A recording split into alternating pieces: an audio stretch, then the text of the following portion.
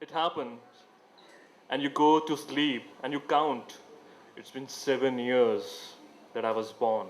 Seven. 1, 2, 3, 4, 5, 6, 7. And then you sleep. It's just coming to you.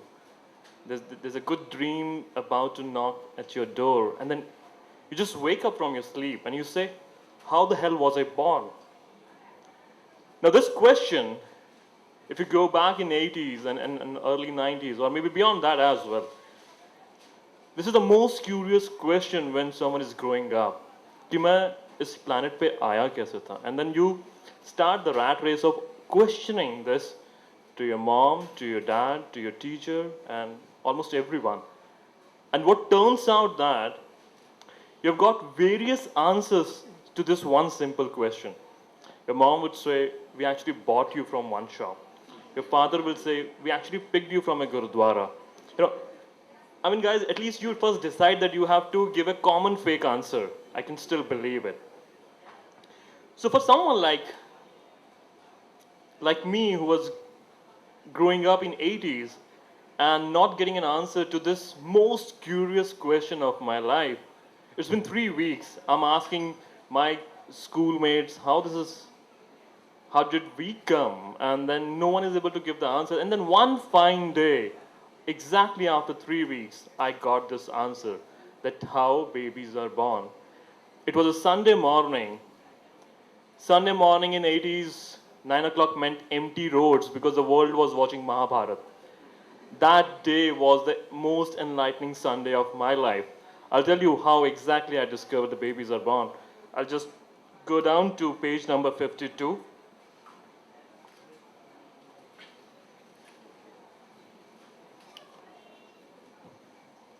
I'm on the left, second para. Right then, something happened that was difficult to digest for me, even at that age. A man, dressed in fine robes, walked out of the sun. He walked down to Kunti on an invisible staircase. Surya Devta. Kunti whispered to herself. Sun God, I whispered to my brother. My eyes were glued to our black and white TV set. Mowgli kab aayega? Tinku inquired aloud about the jungle book. थप्पड़ पै जाना तेनू चुप हो जा. Mom repeated her favorite line, warning us to shut up, or else we would get slapped. I turned my attention back to the screen. I had, I had been taught that Neil Armstrong had taken several days to reach the moon. Surya Devta took only half a minute to land up in Kunti's room. That too, he didn't even need a rocket. He had simply walked. Science and Sanskrit had always appeared contradicting subjects to me at school. For some reason, Surya Devta looked duller in comparison to the other gods in Mahabharata. He lacked the necessary confidence and didn't carry the hint of a smile that every other god did. When I look back, I suspect that his headgear had probably not been of the right size, making him look really uncomfortable in his mukut. Kunti joined her hands and bowed in front of him, after which they talked some more.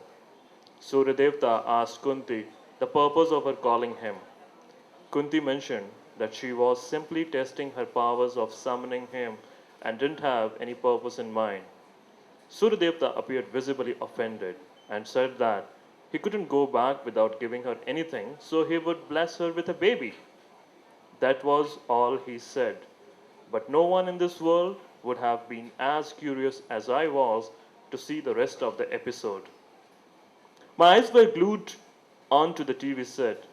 I looked at the wall clock. Only 15 minutes of the show were left. I wondered if the act of producing the baby could be completed in those 15 minutes. I had my fingers crossed. But then Kunti went mad. As Suryadevta insisted on giving her a baby, she started refusing his offer. Suryadevta told her that there was no going back once he had uttered the blessing from his own mouth. But Kunti was still trying to resist. Have it, goddammit! I shouted at the TV, kicking up my legs on the chair. Mom looked at me with surprise. The world around me ceased to exist. The only existing entity was our Konark Rohini Deluxe 14-inch black and white TV set with Kunti and Suryadevta in it. Time was racing on the clock on the wall. I was so close to discovering the ultimate truth of my life, but Kunti was busy throwing her tantrums. Exactly at 9:53 a.m., Suryadevta raised his right hand.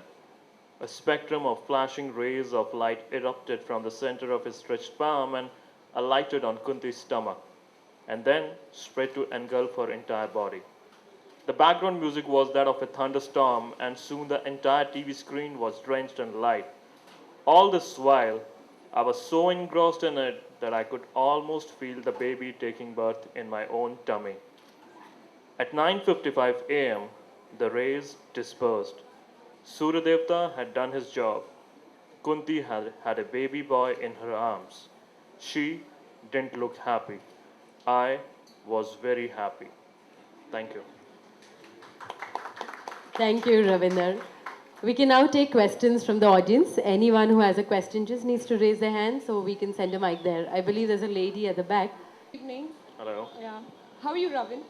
I'm very well, thank you. How are you? I'm absolutely fine and waiting since 2 months to see you, yeah. Yeah, it's absolutely been like a long wait to see you.